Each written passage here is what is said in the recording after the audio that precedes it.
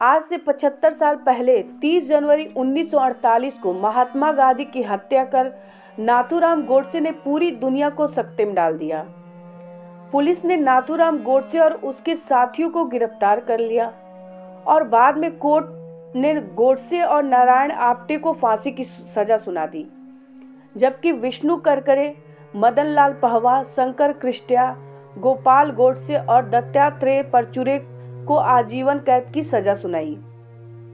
लेकिन क्या बापू की हत्या को रोका जा सकता था? सही सुना आपने। बापू की हत्या के पीछे की वजह पुलिस की सबसे बड़ी लापरवाही माना जाता है और यह बात इसीलिए भरोसे लायक है क्योंकि खुद कोर्ट में जज ने गोडसे और दूसरे आरोपियों को सजा सुनाते वक्त यह बात कही थी कि बीबीसी रिपोर्ट के अनुसार सजा सुनाने के लिए जज आत्माचरण कोर्ट रूम में पहुंचे तो सजा सुनाने के बाद उनकी टिप्पणी बेहद अहम थी। जज ने फैसले के बाद कह दिया था, पुलिस ने 1948 में 20 से 30 जनवरी के बीच जमकर लापरवाही की। मदन लाल पहवा की गिरफ्तारी के बाद दिल्ली पुलिस के पास गांधी की हत्या की साजिश को लेकर पर्याप्त जानकारी थी और मदन लाल ने साजिश को लेकर बहुत कुछ बताया भी था।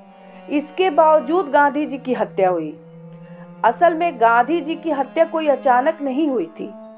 जिस तरह जज आत्माचरण ने पुलिस को लेकर टिप्पणी की थी, उससे यह कहा जा सकता है कि आज़ाद भारत में पुलिस की लापरवाही की कहानी गांधी की हत्या से शुरू होती है।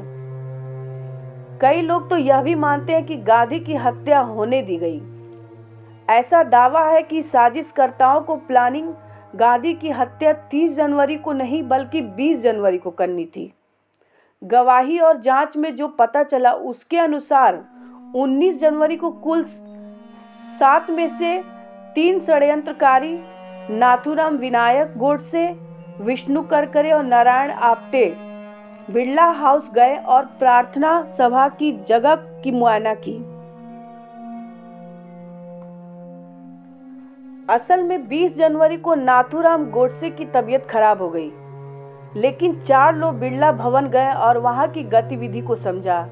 इसके बाद ये सभी वापस चले गए और बाद में दोबारा शाम 5 बजे बिरला भवन पहुंचे।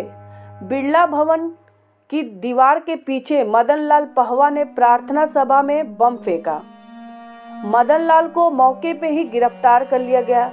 उसके पास से हैंड ग्रेनेड भी बरामद हुई। 3 अन्य भीड़ का फायदा उठाकर भाग गए। उस दिन ये चारों नाकाम रहे, लेकिन इस 10 दिन बाद गांधी जी के जीवन का अंतिम दिन आ गया। 20 जनवरी को बम फेंकने की खबर अगले दिन अखबारों में छपी। तब टाइम्स ऑफ इंडिया से एक पुलिस इंस्पेक्टर ने कहा था कि बम शक्तिशाली था और इससे कई लोगों की जान जा सकती थी। हैंड ग्रेनेड महात्मा गांधी को मारने के लिए था।